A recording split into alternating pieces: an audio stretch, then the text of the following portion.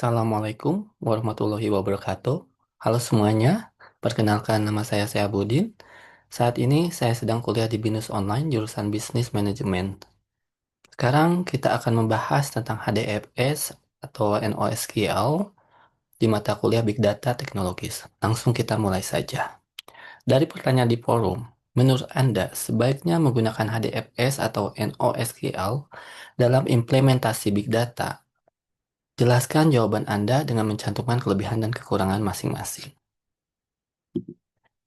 Menurut saya, NoSQL dan HDFS memiliki kelebihan dan kekurangan masing-masing, yang mana fungsi dan kegunaan dari keduanya dapat dimanfaatkan secara bersamaan dalam mengimplementasikan big data. Mengapa demikian?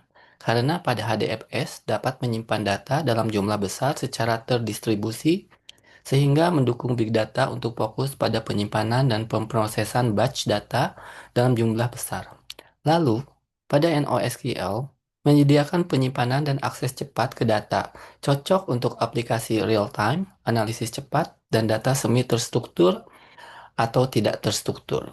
Maka, dengan menggabungkan keduanya, justru bisa memberikan solusi lebih kuat, fleksibel, dan efisien dalam menangani kebutuhan big data. Kelebihan NoSQL. Satu, model data yang fleksibel, ideal untuk menangani data yang tidak terstruktur. Kedua, skalabilitas horizontal dan kemampuan komputasi basis data terdistribusi. Ketiga, biaya lebih rendah dan lebih mudah dirawat dibandingkan dengan SQL. Yang keempat, sangat horizontal, terukur, dan dapat menangani data bervolume besar. Dan yang terakhir, yang keempat, adalah kemampuan untuk menangani berbagai format data termasuk JSON atau JSON, XML, dan penyimpanan nilai kunci. Kekurangan NoSQL. Satu, kurang standarisasi dan konsistensi di berbagai basis data NoSQL. Yang kedua, fungsionalitas query terbatas untuk mengelola data. Yang ketiga, kurang cocok untuk menangani hubungan data yang rumit dan saling terkait. Yang keempat, tidak ideal untuk transaksi rumit yang memerlukan kepatuhan ACID atau atomicity, konsistensi, isolasi, dan daya tahan. Dan yang terakhir, yang kelima, kemampuan pelaporan dan analisis terbatas. Kelebihan HDFS.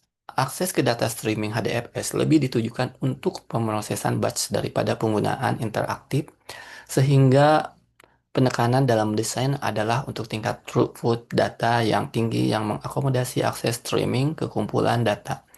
Efisien biaya karena data disimpan secara virtual. Biaya untuk metadata, sistem file, dan penyimpanan data ruang nama sistem file dapat dikurangi. Toleransi kesalahan dan pemulihan cepat dari kegagalan perangkat keras. Akomodasi kumpulan data besar, HDFS mengakomodasi aplikasi yang menggunakan kumpulan data, biasanya dari ukuran gigabyte hingga terabyte. Portabilitas. Untuk memfasilitasi adopsi, HDFS dirancang agar portable di berbagai platform perangkat keras dan kompatibel dengan berbagai sistem operasi termasuk Linux, Mac OS, dan Windows.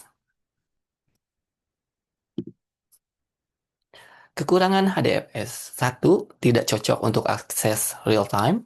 HDFS dirancang untuk pemrosesan batch, bukan transaksi real-time.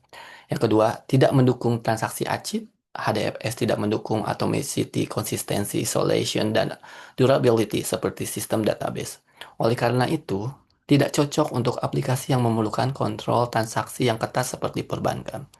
Yang ketiga, latency tinggi. Akses data cenderung lambat jika dibandingkan dengan NoSQL database. Itulah hasil presentasi saya untuk malam ini. Saya harap materi yang saya bawakan bisa menambah pengetahuan baru bagi kita semua. Terima kasih atas perhatiannya. Assalamualaikum warahmatullahi wabarakatuh.